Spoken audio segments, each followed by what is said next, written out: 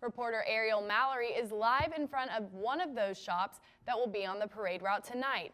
Ariel, what are they expecting tonight? I talked to several shop owners today that said that this is their busiest time of the year, and they are expecting a crowd to come out before and after the parade. Now, with the holiday season in full swing, this is going to be their busiest time of the year. One thing a lot of people will be doing in December, shopping. Many of the local shops offer different and unique gifts, one including Junkman store located on West Broad. Owner Mark Garvin says his shop offers many different items people wouldn't find elsewhere. December is by far our busiest month of the year because we specialize in gifts.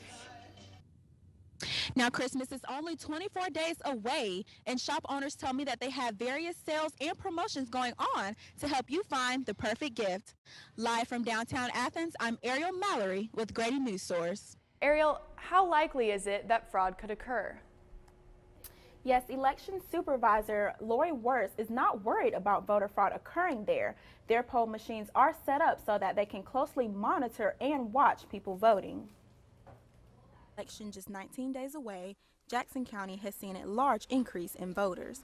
This past Monday, they hit a record-breaking 644 in just one day.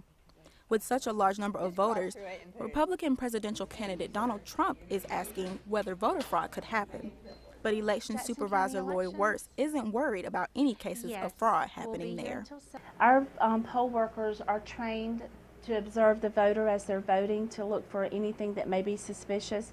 And we did a lengthened training on this year because we'd heard about a lot of voter fraud at the polls from some of the candidates that have been debating. Robert Lee Akins Sr., who also came out and voted today, agrees that it is a possibility that fraud could happen. The United States is the best in the world, and I don't think that everything is perfect here. But there's a possibility, and we just live and deal with it. Now, Jackson County is expecting an 80% turnout in voters compared to the last presidential election, which was at 75%. So far, they've seen a much larger increase in registered voters as well. They are at 40,000 voters, and they are expecting that number to continue to increase. Reporting live from the newsroom, I'm Ariel Mallory with Grady News Source. We're here tonight in Sylvester, Georgia for the playoff game. The Worth County Rams are going up against the Baldwin Braves. Here's some sights and sounds from tonight's game.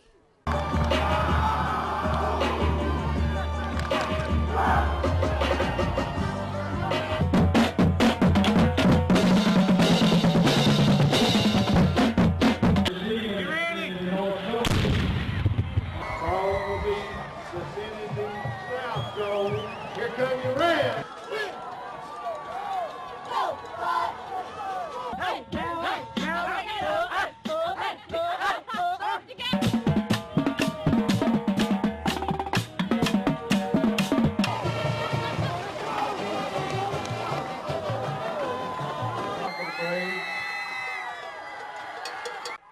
Back to you, Pat and John. People are being forced to evacuate out of Florida to avoid Hurricane Matthew, but some people have chosen to stay. Lou Mans, who lives in Jupiter, Florida, says his house is equipped to handle a hurricane. We have Lou live with us right now to tell us exactly what's going on. Lou, how severe does the weather look down in Jupiter right now? Have started to pick up, and we've gotten some rain, but the real heavy winds of the hurricane aren't expected to come to us until later this evening. Somewhere between 9 and 11 p.m. we'll start to see the winds pick up. Thank you, Lou. Hundreds of other people are also in this same situation. We hope he stays safe and dry. Children don't get a vote in today's election, not officially anyway. But today some local kids had the chance to learn about the presidential election by casting their own mock votes. I would vote for Hillary because she would be the first woman to be president, and I think that's really important for a women nation. Although they did have the chance to play today, it was not all fun. They learned the importance of voting. Rock Springs Community Center facilities manager Marcy Summers says it's very important that the younger generation be involved in what's going on at the polls.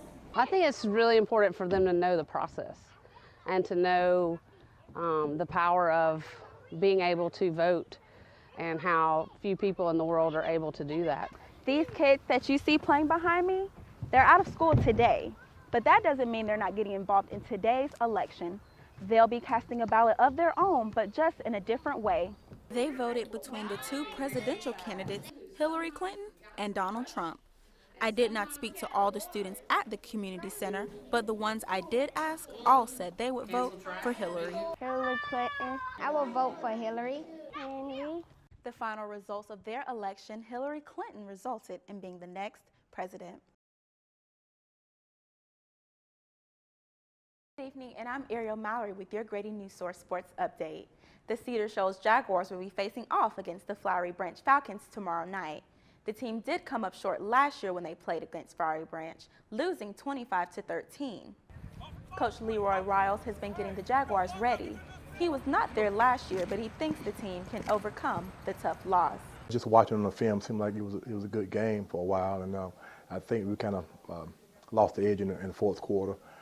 Then make a couple plays down the stretch. Hopefully this year we can make those plays down the stretch. Cedar Shoals is recovering from a tough loss last week as well against their rival Clark Central.